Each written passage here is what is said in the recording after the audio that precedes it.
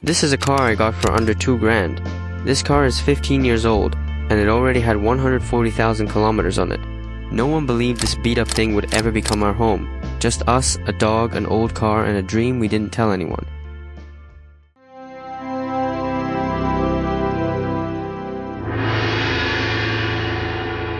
Sometimes a random thought just hits you. Like, you're walking the same road home, a road you've taken for 10 years, and suddenly, you wonder what it'd be like to take a different one. One night after work eating late-night snacks downstairs, a little idea showed up quietly. What if we lived in a van and traveled around the world? It sounded crazy, cool, but totally out of reach. We couldn't afford a fancy RV, didn't know the first thing about van builds. No tools, no skills, not even common sense to be honest. But you know how ideas work. Once they show up, they don't go away. So we started looking, scrolling through listings, driving to random markets all over the place, and we realized cars are like people, each one with its own attitude, its own story, its own fate. Some take off the moment you start them, others just sit there and you can tell they're done moving.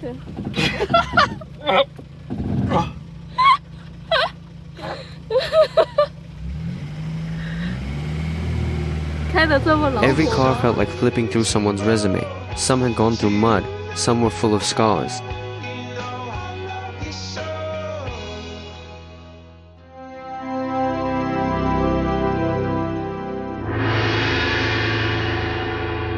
I put every car we were interested in into a spreadsheet. All the details, mileage, condition, even how each one felt to drive. You know that feeling? After checking out so many cars, they all start to blur together. None of them really clicked. But then this one showed up, and for the first time, my heart felt calm, like meeting someone. And you don't need the reason, you just know. It wasn't the cheapest car we saw, not the biggest, not the most fuel efficient, and definitely not the best equipped either.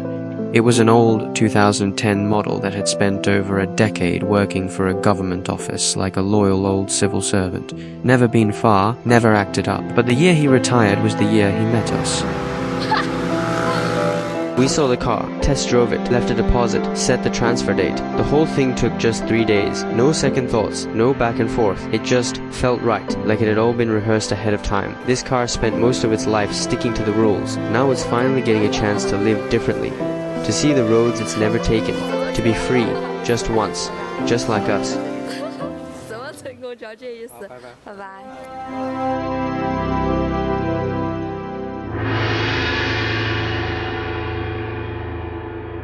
I thought buying the car was the beginning, but that's when the real problem started.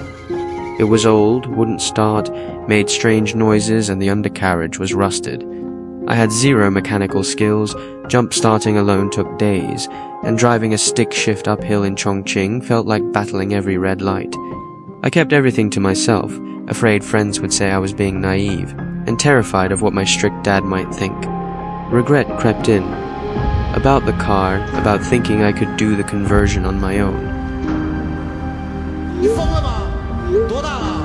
还在想到处玩？是不成熟大的人了，我看你这是逃避吧。谁会在乎你？谁会看放弃？谁会搞笑？ But then, something shifted. A friend showed up out of nowhere with a full toolbox.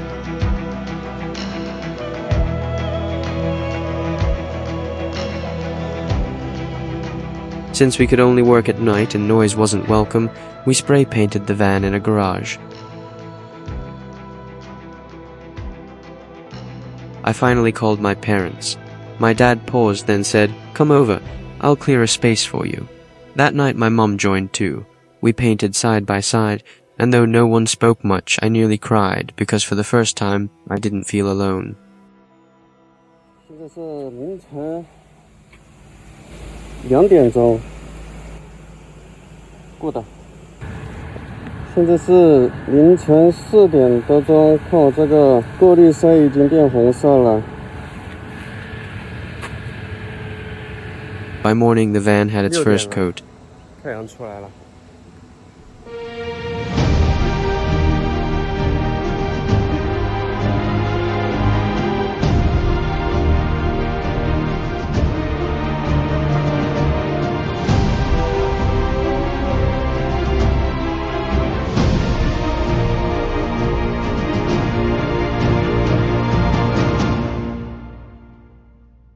I made a spreadsheet, laid out all our plans and broke down the costs so we could track everything and adjust as needed. I even began sketching ideas for the interior layout, and with everything clearly mapped out, the goal started to feel more real, more achievable. Back in my hometown, my fifth uncle offered his workshop. The local mechanics welcomed us and helped fine-tune even the smallest parts.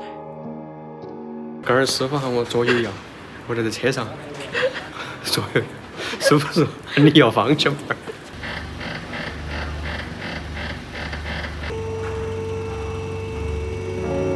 We were there every day, working, eating, learning, eventually becoming part of their team.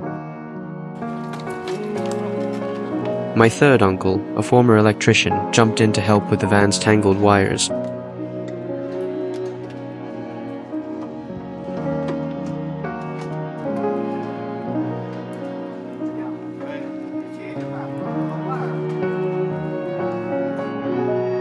My second uncle returned from work just to help build cabinets.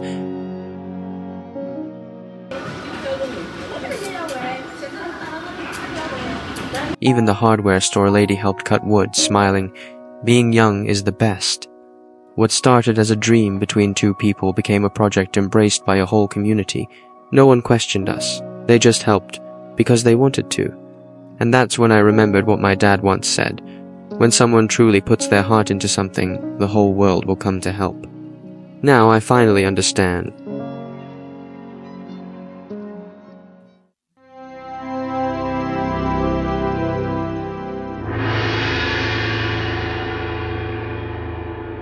While working on the car, we stayed in the countryside.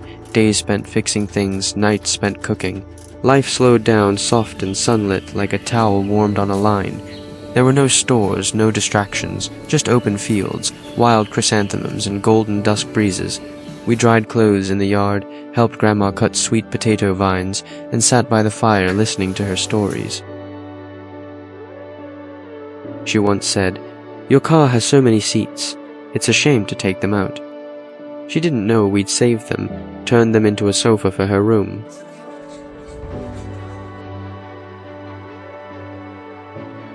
Sometimes while working, we'd look up and see the sky blazing with sunset, and in those moments I wished time would slow even more. The village elders were quiet and kind, nodding as they passed. Soon, curious neighbors began dropping by, and our little workspace turned into a gathering spot.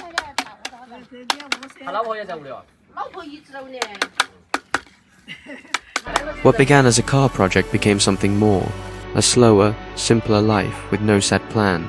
Just small joys. And each morning, waking up, we'd think, this is pretty good.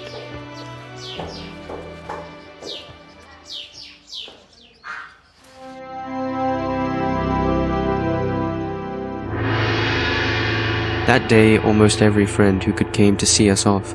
They stood around the car, snapping photos, asking, "Are you really leaving? How far? How long?" I told them honestly, I don't know. We just go slow and keep going until it felt right to stop. After hugs in a group photo, we said our goodbyes. It felt like graduation day or a kid's first big adventure. I love you, my dear friends.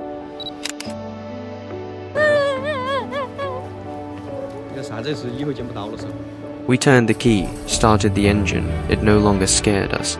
Instead, it felt like an old friend saying, "Let's go." And so we went. The first stretch was bumpy, but the sky was clear and the sun warm. We didn't look back. 4 months have passed. We've crossed mountains and seas, braved storms, mudslides, and blizzards. Yet we've also seen sunsets, met kind strangers, and enjoyed countless beautiful nights. The design choices we obsessed over now prove useful, and the problems we didn't anticipate, we've solved them one by one. The car's still running, and we're still learning. Life isn't perfect, but finally, it's the life we dreamed of.